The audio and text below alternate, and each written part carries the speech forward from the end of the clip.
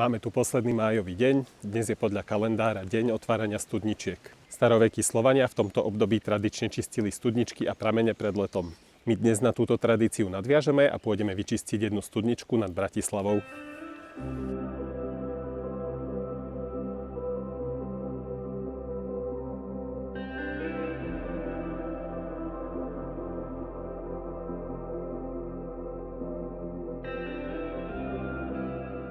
Nachádzam sa pri studničke pod Devínskou Kobylou. Na mapách ju nájdeš pod názvom Bohran alebo prameň Veľkolúdskeho potoka. Je to miesto veľmi blízko starej vojenskej asfaltky, tým pádom dosť navštevované. Máme tu aj oficiálne ohnisko a to znamená len jediné.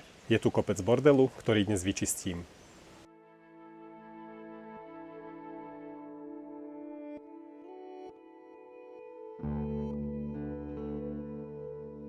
...31. mája si podľa kalendára pripomíname túto starovekú slovanskú tradíciu. Podľa povery sa ráno nemohlo piť zo studničky, až kým sa nevyčistila. Ak si sa napil po vyčistení, malo to priniesť zdravie na celý ďalší rok. Voda bola tiež spájaná s očistou a životom. Hoci boli studničky a pramene v minulosti dôležitý zdroj vody, dnes slúžia skôr ako také oddychové miesta počas turistiky. V Malých Karpatoch a celkovo na celom Slovensku ich máme tisíce.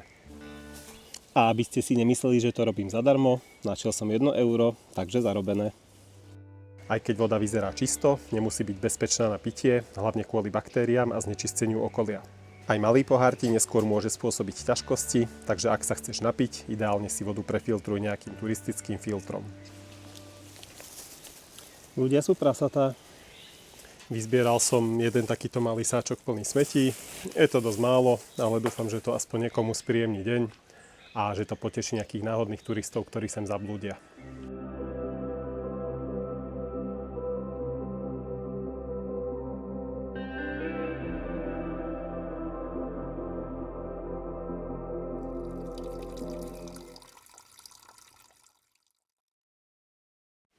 Dúfam, že sa ti video páčilo. Verím, že naši slovenskí predkovia nemuseli takto vynášať odpadky a to čistenie prameňov robili trochu iným spôsobom. Ja som sa rozhodol pre takúto trochu netradičnejšiu cestu.